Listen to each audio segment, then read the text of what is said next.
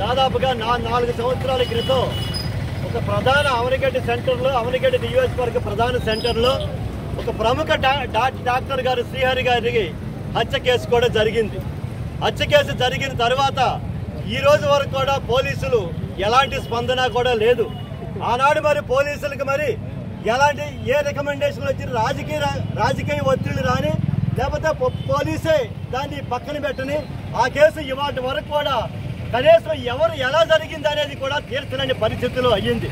ఇవాళ కూటమి ప్రభుత్వం వచ్చింది.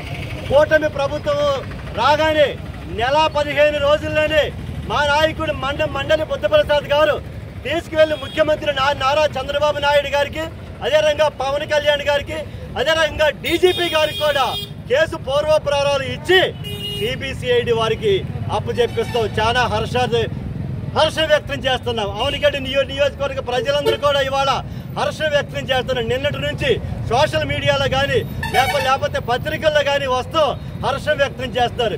ఏదైతే పవన్ కళ్యాణ్ గారు ఎలక్షన్ ముందు 2 సార్లు అవనిగడ్డ వచ్చారు. ఒకసారి కాలేజీ గ్రౌండ్లో పెట్టినప్పుడు శ్రీహరి రాఘవ గారు డాక్టర్ గారి కేసు మమ్మల్ని కానీ గెలిపిస్తే, కూటమి ప్రభుత్వం వస్తే ఖచ్చితంగా ఎంక్వైరీ చేపించి సిబిసిఐడికి ఇస్తామని చెప్పానని ఆనాడు అన్నారు.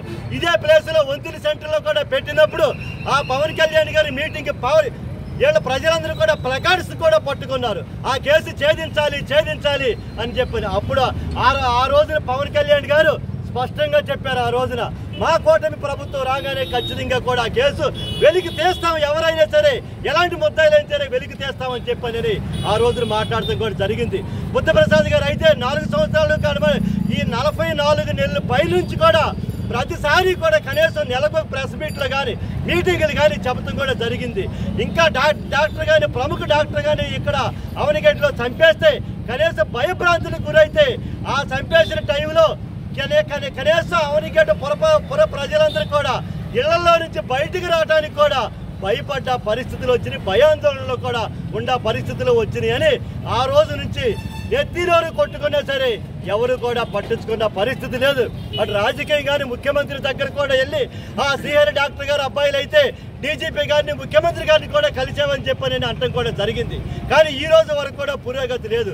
కూటమి ప్రభుత్వం మండలి బుద్ధప్రసాద్ గారి నాయకత్వంలో అవనిగడ్డ శాసనసభ్యులు అఖండ మెజారిటీతో గెలిపించిన వెంటనే నెల 15 రోజుల్లో ఈ కేసుని సిబిసిఐడి వారికి అప్పచెప్పారంటే ఆ కేసులో ఎంతటి దోషులైనా సరే వెలికి తీసి ఖచ్చితంగా శిక్ష పడేలా చేస్తారు అని చెప్పనని అవనిగడ్డ నియోజకవర్గ ప్రజలందరూ కూడా హర్షం వ్యక్తం చేస్తారు. ఈ రోజు చంద్రబాబు నాయుడు